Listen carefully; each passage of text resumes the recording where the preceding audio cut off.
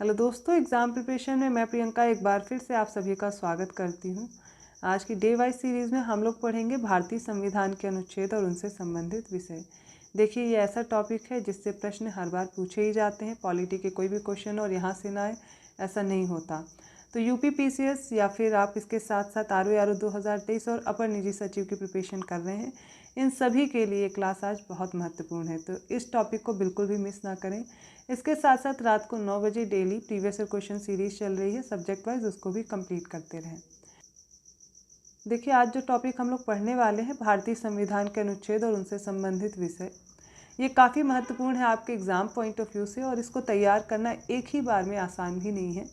तो आपको करना क्या है, ये जो मैं पढ़ा रही हूँ आपको सिर्फ पहली बार में वीडियो सुनना है। जो भी मैं पढ़ा रही हूँ बस उसको सुनते रहना और पूरा वीडियो कंप्लीट कर लेना है।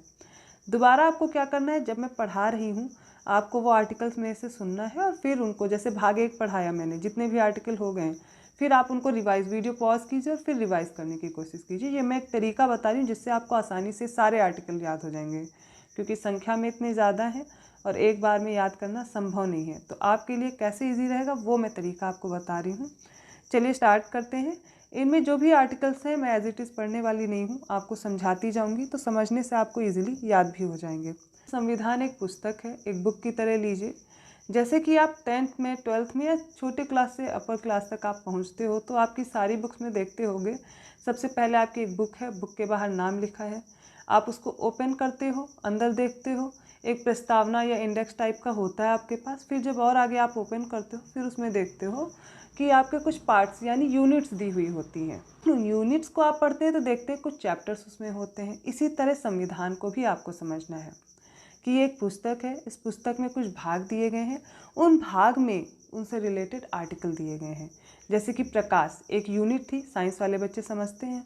अब उससे रिलेटेड जितने भी चैप्टर उस यूनिट में दिए हुए थे, ठीक इसी तरह आपको संविधान में भी समझना है। सबसे पहले बात करते हैं भाग 1 की। भाग 1 में संघ एवं इसका क्षेत्र दिया गया है। अब इससे रिलेटेड जो भी आर्टिकल है वो सारे हम एक साथ देखने वाले हैं।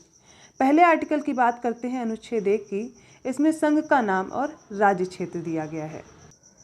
अर्थात जो आर्टिकल 1 है वो कहता है कि इसके तहत भारत अर्थात इंडिया राज्यों का संघ होगा।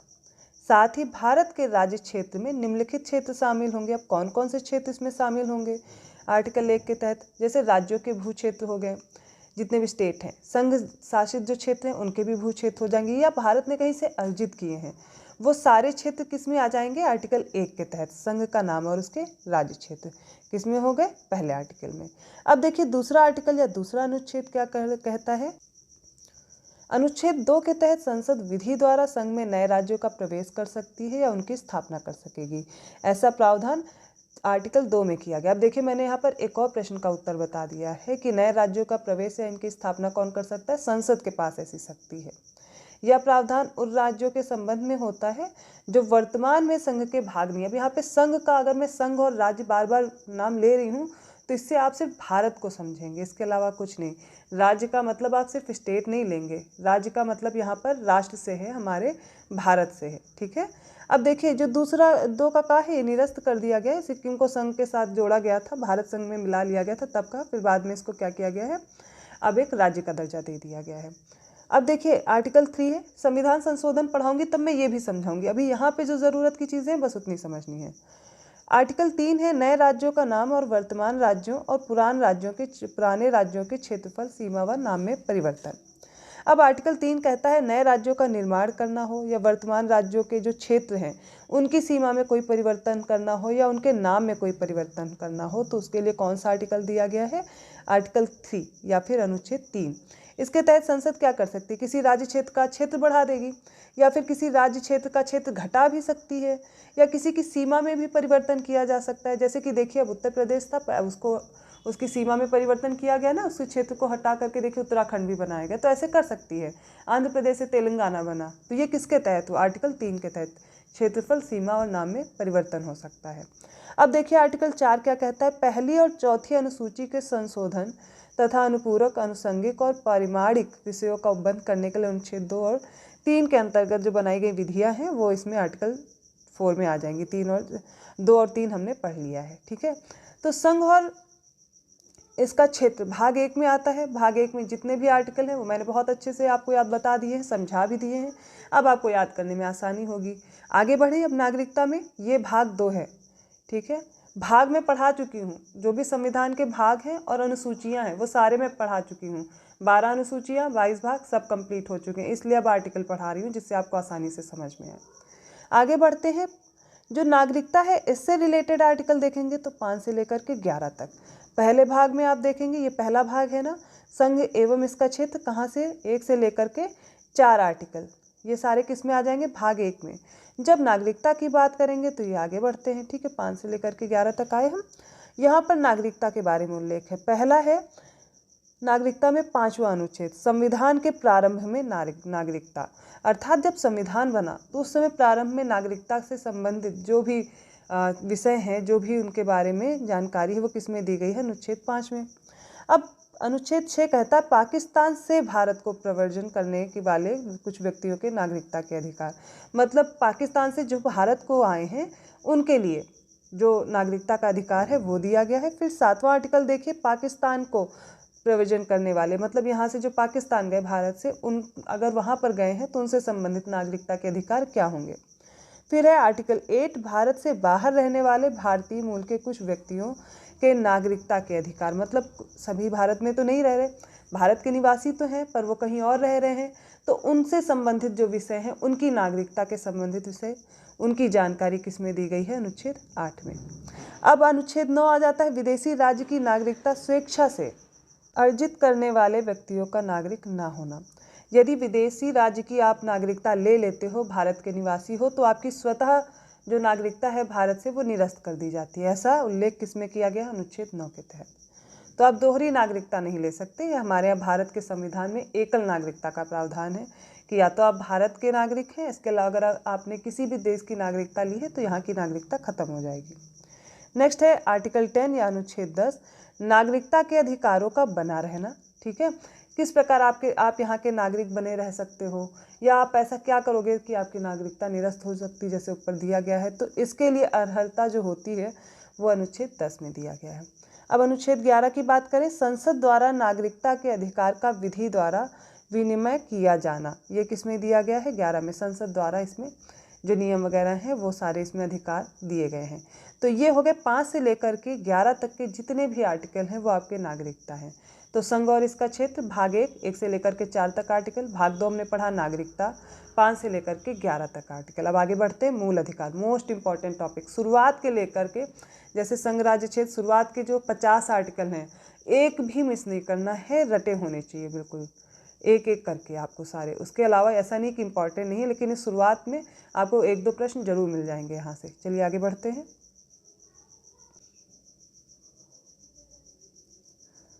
तो अब हम लोग पढ़ने जा रहे हैं मूल अधिकार अर्थात फंडामेंटल राइट्स की, जो संविधान के भाग 3 में उल्लिखित हैं।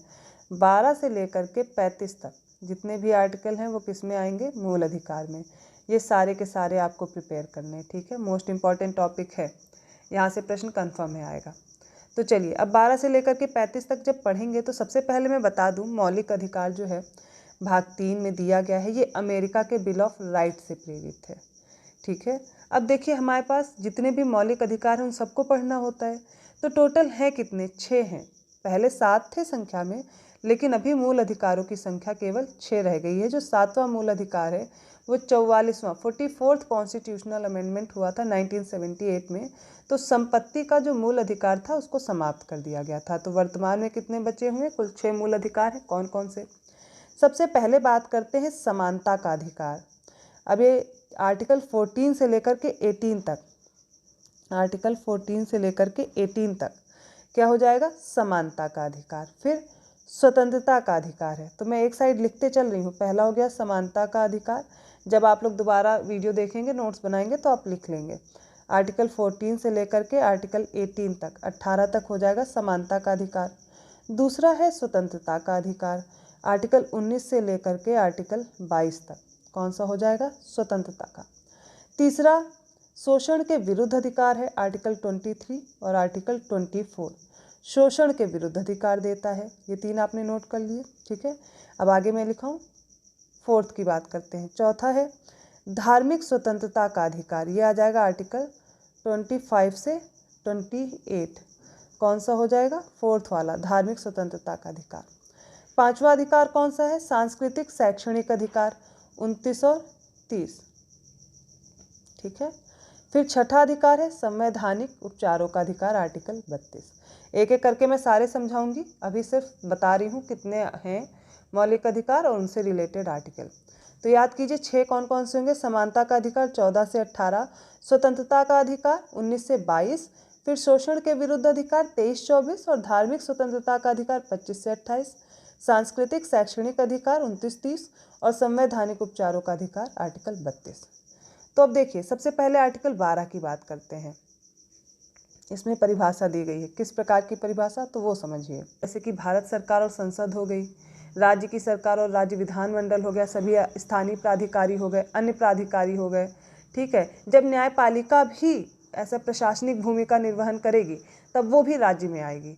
तो इन सब के लिए, इन सब के खिलाफ या इन सब से रिलेटेड जो आपको अधिकार दिए गए हैं वो मूल अधिकार हैं। तो इसके लिए आपको पता भी तो होना चाहिए कि राज्य है क्या, किसके लिए आपको ये अधिकार दिए जा रहे हैं। अगर आपका शोषण होता है तो आप किन के खिलाफ जाओगे। तो यहाँ पर परिभाषा में राज्य की परिभाषा सिंपल सी दी गई है, वो समझिए, वो मैंने आपको बताई।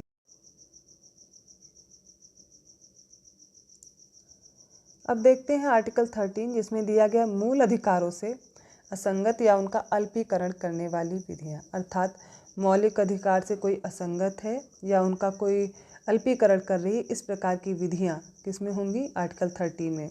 अगर ऐसा होता है तो क्या होगा? राज्य कोई भी ऐसी विधि नहीं बनाएगा, ऐसा कोई भी कानून नहीं बनेगा जो मूल अधिकार को छीन रही हो या उनको न्यून कर रही हो। अगर ऐसा होगा तो ऐसा उल्लंघन करने वाली विधि उल्लंघन की मात्रा तक शून्य कर दी जाएगी। ये किसमें दिया गया? आर्टिकल 13 में।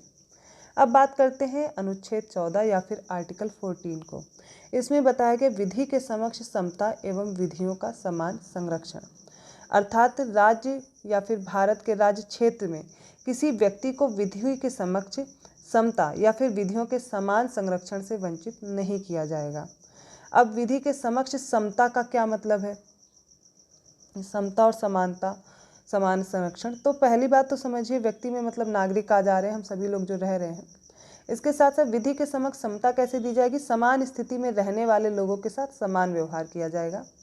ठीक है, ये हो जाएगा विधि के समक्ष समता, मतलब समान स्थिति में रहने वाले लोगों के साथ समान व्यवहार किया जाएगा, कोई भी उनसे भेदभाव नहीं होगा। तो विधि के समक्ष समता एवं विधियों के समान संरक्षण की बात किस में कही गई है? आर्टिकल 14 में। आगे बढ़ते हैं आर्टिकल 15, धर्म, मूल, वंश, लिंग और जन्म स्थान के आधार पर विभेद का प्रतिषेध। अब ये आर्टिकल 15 है। ये मौलिक अधिकार जितने भी मैं पढ़ा रही हूँ ना, सबके सब पूछे गए हैं। तो इस आर्टिकल के अनुसार क्या है कि राज्य किसी नागरिक के विरुद्ध केवल धर्म, मूल वंश, जाति, लिंग, जन्म स्थान या इनमें से किसी भी आधार पर भेदभाव नहीं कर सकता है किसी के भी साथ। तो ये एक प्रकार का अधिकार दिया गया है आर्टिकल 15 के तहत। अब इसमें ये भी आ जाता है कि जैसे राज्य दुकानों, सार्वजनिक भोजनालय हो गए, होटल हो गए, कोई सार्वजनिक स्थल हो गया, या फिर राज्य निधि से निर्मित कुएं, तालाब, स्नानगार, ये सब होते हैं ना, इनमें भी इनके स्थानों के उपयोग से भी नागरिक को प्रतिबंधित नहीं कर सकता। ठीक है। लेकिन यहाँ पर और भी चीज़ें ऐड की गई, जैसे राज्य स्त्रियों और बालकों के लिए कोई विशेष उपबंध कर सकता है। तो किस में आएगा? आर्टिकल 15 में ही आएगा। ये क्या होगा? धर्म, मूल वंश, लिंग और जन्म स्थान के आधार पर विभेद का प्रतिषेध है। आर्टिकल 16 पे आते हैं। लोक नियोजन के विषय में अवसर की समता। ठीक है, ये किस में हो जाएगा? आर्टिकल 16 में। अर्थात आर्टिकल 16 क्या करेगा? सभी नागरिकों के लिए लोक नियोजन में अवसर की समानता का प्रावधान करेगा। अब यहाँ पर भी कोई विभेद नहीं हो सकता, जैसे कि धर्म, मूल वंश, जाति, लिंग, इन सभी पर आधारित भेदभाव नहीं हो सकता लोक नियोजन में। अब अगला आर्टिकल है आर्टिकल 17 अर्थात अनुच्छेद 17, अस्पृश्यता का अंत और उसका आचरण निषिद्ध। अर्थात यहाँ पर छुआछूत से रिलेटेड, जैसे पुराने समय में क्या होता था, लोग भेदभाव करते थे पवित्रता और अपवित्रता को लेकर के, तो ये ऐसी जो मानसिक दूरी है आपस में, उसको दूर करने के लिए आर्टिकल लाया गया कि अस्पृश्यता का अंत हो और ऐसा अगर कोई आचरण करता है तो वो निषिद्ध किया जाए। ये एक प्रकार का अधिकार हो गया। बढ़ते हैं फिर आर्टिकल 18 है, अनुच्छेद 18 में सेना या विद्या संबंधित सम्मान के सिवा सभी उपाधियों पर रोक। अर्थात यहाँ पर क्या है? उपाधियों से संबंधित जो भी अनुच्छेद है वो 18 है।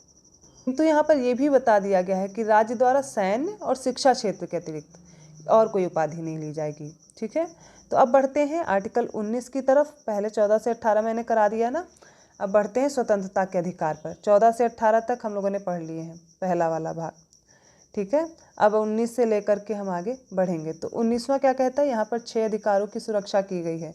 ये कौन कौन से हैं? वाक, अभिव्यक्ति, सम्मेलन, संघ, संचरण, निवास और वृत्ति। इनसे संबंधित जितने भी अधिकार हैं वो किस में दिए गए हैं? आर्टिकल 19 में।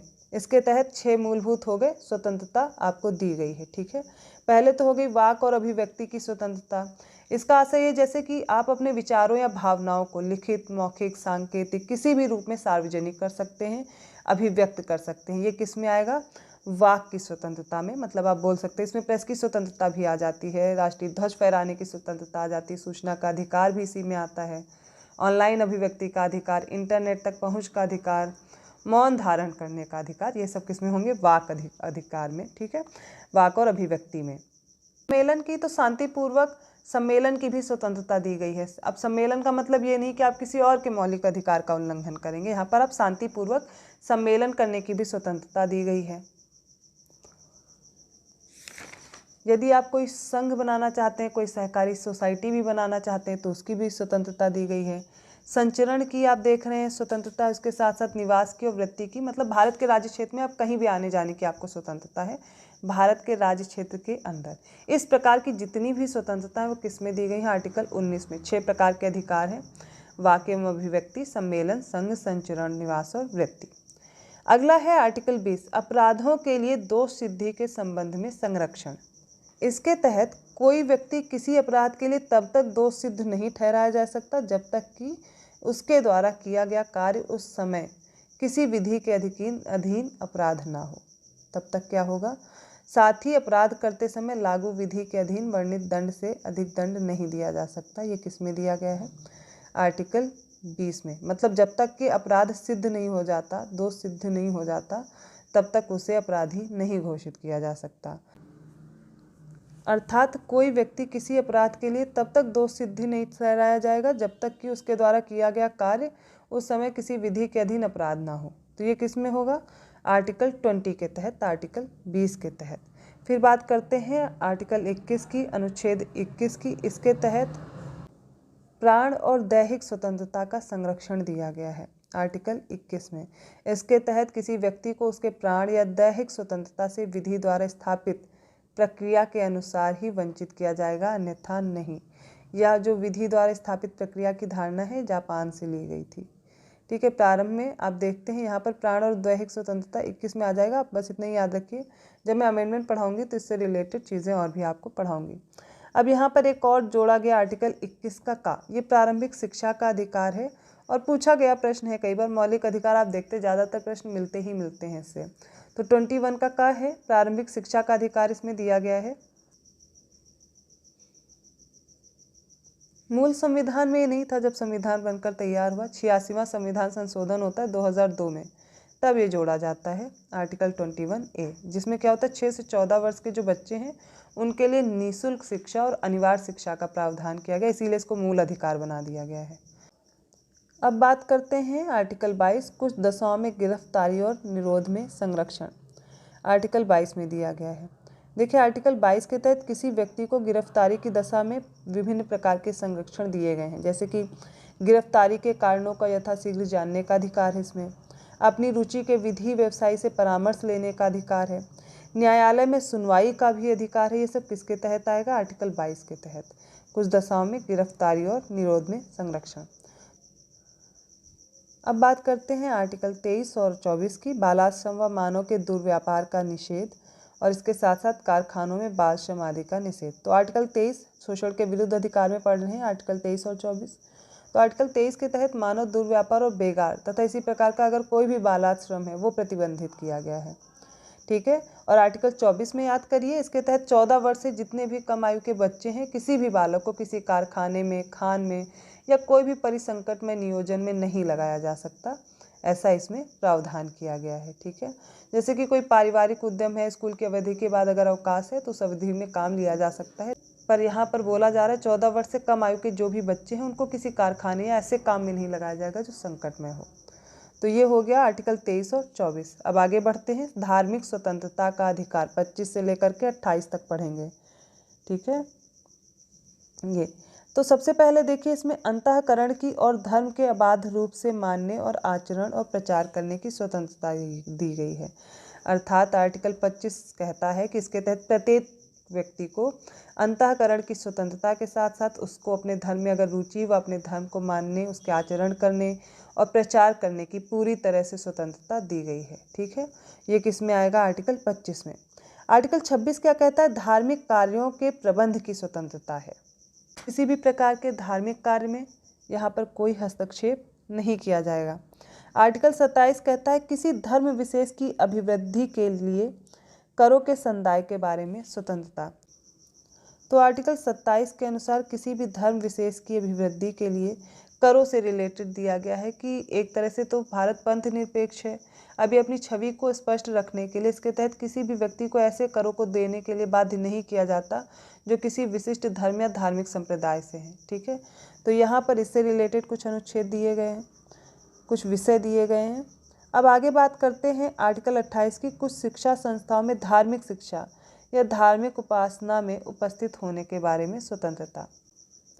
देखिए, इस आर्टिकल का सीधा सा मतलब ये है कि राज्य निधि से पूर्णतः पोषित अगर कोई शिक्षण संस्थान है तो वहाँ पर धार्मिक शिक्षा नहीं दी जाएगी।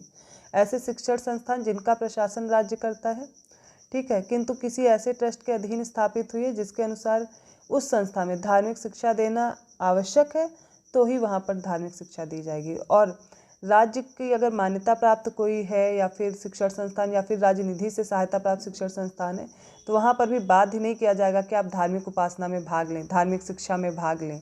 ठीक है, ऐसा कोई भी बाध्यकरण यहाँ पर नहीं होगा, यही इसमें दिया गया है। अब बात करते हैं आर्टिकल 29 की। अल्पसंख्यकों की भाषा, लिपि और संस्कृति की सुरक्षा।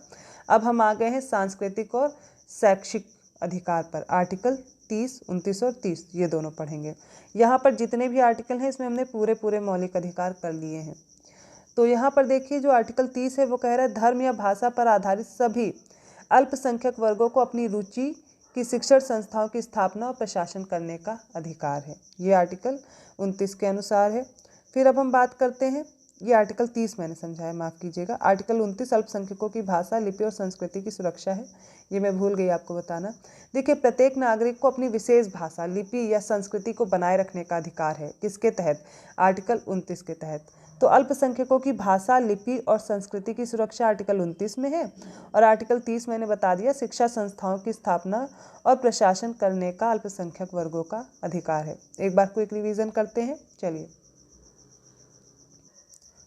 फंडामेंटल राइट्स में सबसे पहले मैंने बताया भाग 3 12 से 35 तक लेकर के मूल अधिकार दिए गए हैं। सबसे पहले आर्टिकल 12 में परिभाषा है, उसके बाद हम बढ़ेंगे आर्टिकल जो पहला है समानता का अधिकार। ठीक है, ये आर्टिकल 14 से लेकर के आर्टिकल 18 तक है। अनुच्छेद 14 से 18 क्या हो गया? पहला भाग। कौन सा? समानता का अधिकार। फिर बात करते हैं स्वतंत्रता का अधिकार, आर्टिकल 19 से 22। तो आर्टिकल 19 से 22 हम लोग मिलाते हैं, ये रहा 19 से 22 तक। ये कहाँ पर हो गया? दूसरे प्रकार का अधिकार है। कौन सा वाला? स्वतंत्रता का अधिकार। अब शोषण के विरुद्ध अधिकार में दो हैं, आर्टिकल 23 और 24। ठीक है, कौन से? ये 23 और 24 हो गया शोषण के विरुद्ध अधिकार। फिर है धार्मिक स्वतंत्रता का अधिकार, आर्टिकल 25 से 28 तक। ये देखिए, याद कर लीजिए, आर्टिकल 25 से 28 हो गया धार्मिक स्वतंत्रता के अधिकार। फिर बात करते हैं सांस्कृतिक शैक्षणिक अधिकार, 29 और 30 दो पढ़े हम लोगों ने ना।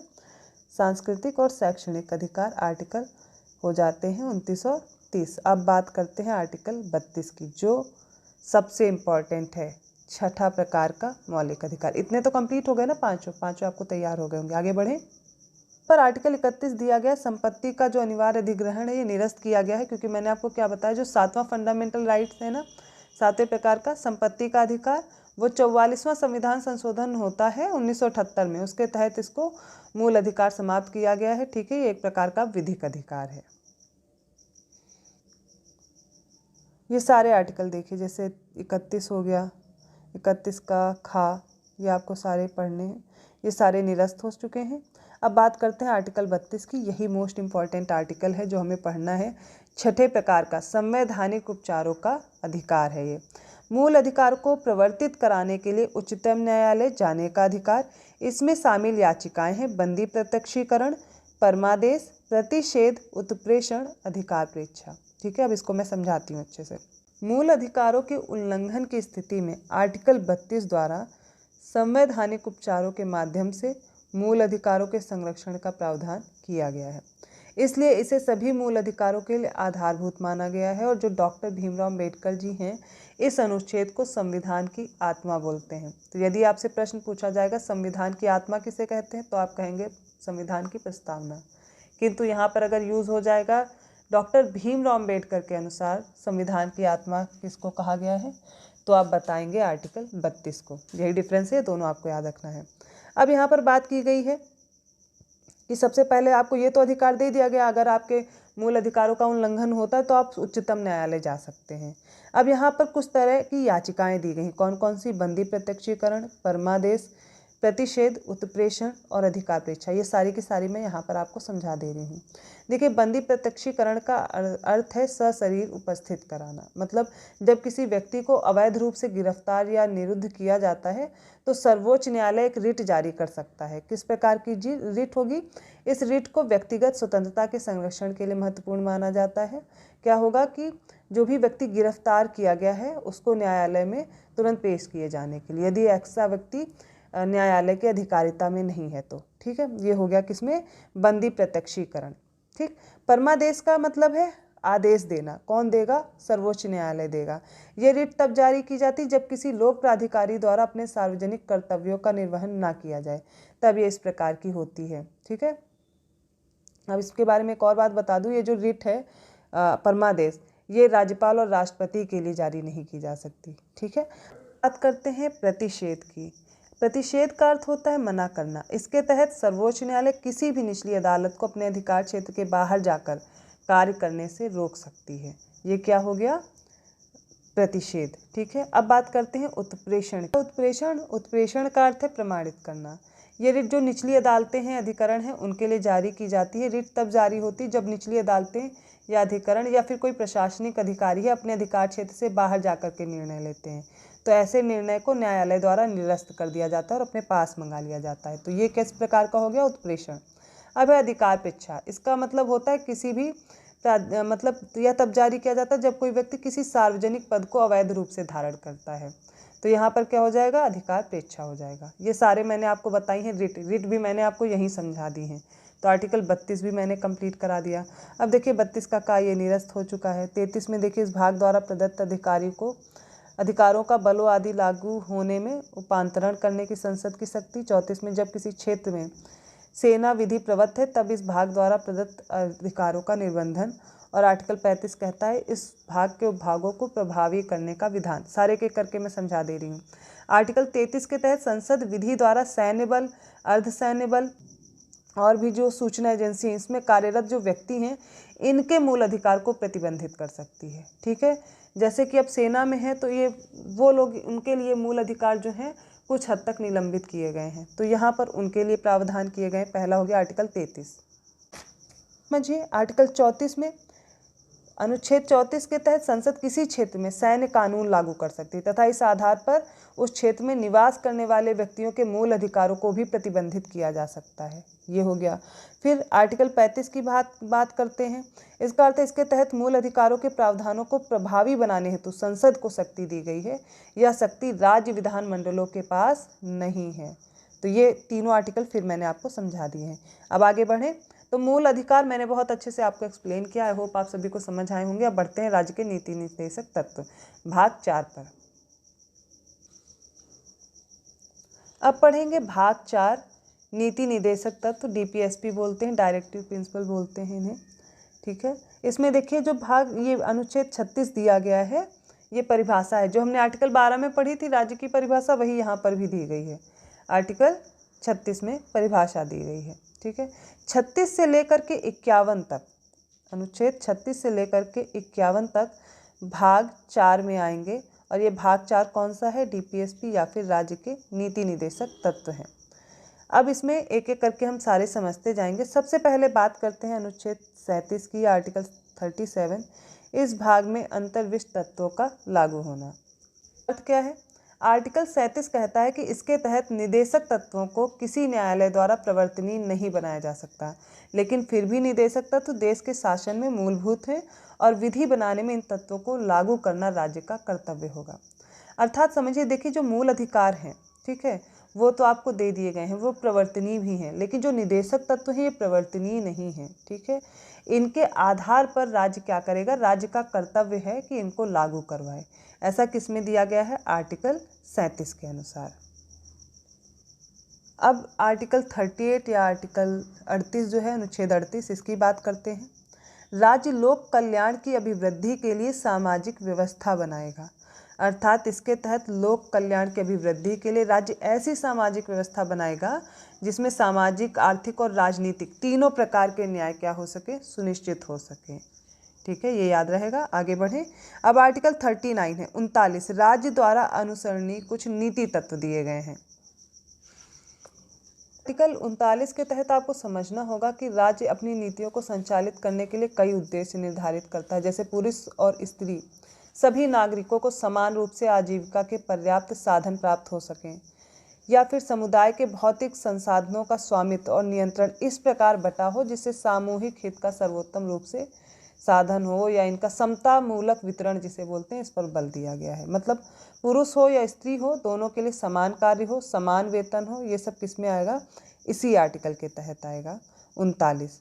फिर है 39 का 39A, इसमें देखिए दिया गया है समान न्याय और निःशुल्क विधिक सहायता।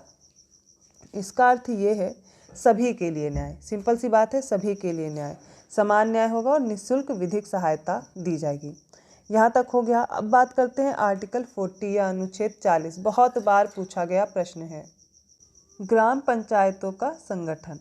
देखिए, ग्राम पंचायतों का जो संगठन है ये गांधीवादी दर्शन पर आधारित है। इसके तहत राज्य ग्राम पंचायतों का संगठन करने के लिए कदम उठाएगा और ऐसी शक्तियाँ और उन्हें अधिकार प्रदान करेगा जो स्वायत्त शासन की जो इकाई है इसके रूप में वो कार्य कर सके। ठीक है, ये किस में हो जाएगा, आर्टिकल 40 ग्राम पंचायत, आपको रट लेना है, आर्टिकल 40 ग्राम पंचायत से रिलेटेड है। फिर बात करते हैं आर्टिकल 41 अनुच्छेद 41, कुछ दशाओं में काम, शिक्षा और लोक सहायता पाने का अधिकार। इसके तहत राज्य द्वारा अपनी आर्थिक सामर्थ्य और विकास की सीमाओं के भीतर काम पाने का, शिक्षा पाने का, ठीक है, बुढ़ापा, बीमारी, निःशक्तता, इन सब दशाओं में लोक सहायता प्रदान करने का अधिकार देता है। अगला बात करते हैं आर्टिकल 42, काम की न्याय संगत और मानवोचित दशाओं का प्रसूति सहायता का उपबंध। अर्थात मातृत्व अवकाश अधिनियम इसके अंतर्गत आ जाता है, 1961 में लाया गया था। इसके तहत राज्य क्या करेगा कि जैसे प्रसूति सहायता होती वो देने का प्रयास करेगा। इसमें यह है सरकारी या फिर निजी प्रतिष्ठान, इसमें गर्भावस्था के दौरान महिलाओं को सवेतन 26 सप्ताह का अवकाश प्रदान किया जाता है। तो प्रसव से रिलेटेड कुछ इसमें विषय दिए गए हैं, उनकी जानकारी किस में मिलेगी, आर्टिकल 32। आर्टिकल 43 में आते हैं कर्मकारों के लिए निर्वाह मजदूरी आदि। देखिए, राज्य कामगारों के लिए जीवन निर्वाह मजदूरी, शिष्ट जीवन स्तर, अवकाश का उपभोग, ऐसी कुछ दशाएं हैं। इनके साथ साथ सामाजिक और सांस्कृतिक अवसर प्राप्त करने का प्रयास करेगा। इसी में देखिए जैसे कुटीर उद्योग आ जाते हैं, ठीक है, ग्राम और ग्रामीण उद्योग, कुटीर उद्योग, ये सब किसी में आएंगे, ये गांधीवादी दर्शन पे ही आधारित हैं, इनको बढ़ाने का कार्य करेगा। तो कर्मकारों के लिए निर्वाह या मजदूरी आदि किसमें दी गई है, आर्टिकल 43। और 43 का क्या कहता है, इसके तहत उद्योगों के प्रबंध में कर्मकारों का भाग लेना। ठीक है, किस में आ जाएगा, आर्टिकल 43A में। इसके तहत राज्य उद्योगों के प्रबंधन में कर्मचारियों की भागीदारी सुनिश्चित करेगा। ये किसके तहत है, आर्टिकल 43A। जोड़ा कैसे गया, 42वां संविधान संशोधन होता है, उसके तहत इसको शामिल किया गया था। फिर 43 खा है, ये सहकारी समितियों से रिलेटेड है। तो सहकारी समितियों को बढ़ावा भी देगा राज्य, किसमें आ जाएगा, 43 का खा। अब बात करते हैं 44, नागरिकों के लिए समान सिविल संहिता। आर्टिकल 44, नागरिकों के लिए एक समान न्याय होगा, एक समान कानून होगा, वो किस में दिया जाएगा, समान सिविल संहिता में, यूनिफॉर्म सिविल कोड जिसे आप बोलते हैं। आर्टिकल 40 के बाद दूसरा सबसे इम्पोर्टेंट यही है, आर्टिकल 44, 43 भी याद रखना है, का खा दोनों। फिर आर्टिकल 45, बालकों के लिए निःशुल्क और अनिवार्य शिक्षा का उपबंध किया गया है, आर्टिकल 45। मूल अधिकार में भी हमने 21 का पढ़ा था, इसी तरह आर्टिकल 45 भी है। हम लोग पढ़ रहे थे ना, जो अमेंडमेंट हुआ था 21 का जोड़ा गया था, यहाँ पर भी बोला गया है कि अगर 6 वर्ष की आयु कोई भी बच्चा है या बालक है अपनी बाल्यावस्था पूरी कर रहा है तो उसको भी निःशुल्क शिक्षा प्रावधान किया गया है यहाँ पर। इसके तहत बालकों को निःशुल्क और अनिवार्य शिक्षा का उपबंध। आर्टिकल 46 है अनुच्छेद 46 अनुसूचित जाति, अनुसूचित जनजाति और अन्य दुर्बल वर्गों की शिक्षा और अर्थ संबंधी हितों की अभिवृद्धि की यहाँ पर व्याख्या की गई है। ठीक है, इसमें आर्टिकल 46 में जो भी अनुसूचित जाति के लोग हैं, जनजाति के लोग हैं, कोई दुर्बल वर्ग है तो शैक्षिक और आर्थिक हितों को बढ़ावा दिया जाएगा। यहाँ पर उनकी सुरक्षा का प्रावधान किया जाएगा, उनके शोषण के विरुद्ध यहाँ पर क्या होगी, उनकी सहायता की जाएगी। अब बात करते हैं आर्टिकल 47 की। पोषाहार स्तर और जीवन स्तर को ऊंचा करने तथा लोक स्वास्थ्य को सुधार करने का राज्य का कर्तव्य है। ये किस में दिया गया है, आर्टिकल 47 में। नेक्स्ट है 48 कृषि और पशुपालन का संगठन, किस में दिया गया है, आर्टिकल 48 के तहत राज्य कृषि और पशुपालन को आधुनिक तथा वैज्ञानिक प्रणालियों से संगठित करने का प्रयास करेगा और विशेषकर जैसे गाय और बछड़े हैं, कोई दुधारू पशु है, इन सब के लिए जो इनकी सुरक्षा का या इनमें सुधार करने के लिए कदम भी उठाए जाएंगे। ठीक है, जैसे इनका वध हो रहा है तो उसको प्रतिषेध करना, इस तरीके के कानून किस में आ जाएंगे, आर्टिकल 48 के तहत। अब 48 का है, इम्पॉर्टेंट है ये भी बहुत, अब पूछा जाता है कि पर्यावरण का संरक्षण और संवर्धन और वन तथा वन्य जीवों की रक्षा। इसके तहत राज्य देश के पर्यावरण के संरक्षण तथा संवर्धन का और वन तथा वन्य जीवों की रक्षा करने का प्रयास करेगा। ये 42nd जो कॉन्स्टिट्यूशनल अमेंडमेंट हुआ, 42वां संविधान संशोधन हुआ, उसके तहत जोड़ा गया था। इसको भी आपको बहुत अच्छे से याद रखना है। नेक्स्ट है 49 राष्ट्रीय महत्व के संस्मारकों, स्थानों और वस्तुओं का संरक्षण। संसद द्वारा बनाई गई विधि के अधीन राष्ट्रीय महत्व के जो कलात्मक हैं या ऐतिहासिक अभिरुचि वाले स्मारक हैं, कोई स्थान है, कोई वस्तु है, इसका संरक्षण करना राज्य की बाध्यता होगी। नेक्स्ट है आर्टिकल 50 कार्यपालिका से न्यायपालिका का पृथक्करण। इसको याद करने का बहुत अच्छा तरीका है 50-50, मतलब कार्यपालिका से न्यायपालिका का जो पृथक्करण किया गया है, जिसके तहत राज्य की लोक सेवाओं में न्यायपालिका को कार्यपालिका से पृथक करने के लिए राज्य द्वारा कदम उठाने की बात कही गई है। तो आर्टिकल 50 क्या हो जाएगा, कार्यपालिका से न्यायपालिका का पृथक्करण। आर्टिकल 51 कहता है अंतर्राष्ट्रीय शांति और सुरक्षा की अभिवृद्धि, मतलब ये विदेश नीति के आधार पर बनाया गया है। अंतर्राष्ट्रीय शांति और सुरक्षा की अभिवृद्धि का प्रयास किया जाएगा राष्ट्र द्वारा, और राष्ट्रों के बीच न्याय संगत और सम्मानपूर्ण संबंधों को बनाए रखने का भी यहाँ पर प्रयास किया जाएगा। मतलब जो भी अंतर्राष्ट्रीय संबंध हैं उनको बेहतर करने का प्रयास राज्य के द्वारा किया जाएगा। देखिए यहाँ पर जो मैं बार बार राज्य बोल रही हूँ, इसका मतलब भारत है। यहाँ पर राज्य जो टर्म है या संघ का जो उल्लेख है वो भारत के लिए किया गया है, तो पूरे भारत की बात की जा रही है। ये हो गए राज्य के नीति निदेशक तत्व, कहाँ से, 36 से 51 तक, एक एक करके मैंने आपको समझा दिया है। देखिए नीति निदेशक जो तत्व हैं इनको 3 भागों में वर्गीकृत किया गया है। पहला है उदारवादी, दूसरा है समाजवादी, तीसरा है गांधीवादी। देखो यहाँ पे भी प्रश्न पूछे जाते हैं और इनको मैं कोशिश कर रही हूँ कि आपको अच्छे से समझा दूँ।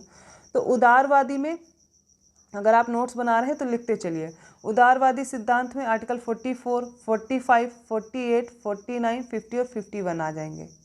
समाजवादी में आर्टिकल 38, 39, 39A, 41, 43, 43A और 47 आएगा। गांधीवादी जो हमने जैसे पढ़ा नहीं, ग्राम पंचायत, कुटीर उद्योग, और यहाँ से प्रश्न बहुत बार पूछे भी गए हैं।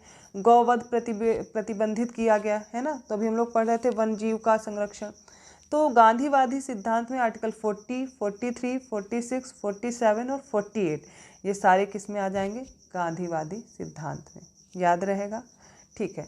तो ये मैंने कोशिश की है आपको राज्य के नीति निदेशक तत्व समझाने की। भाग 4 कंप्लीट होता है।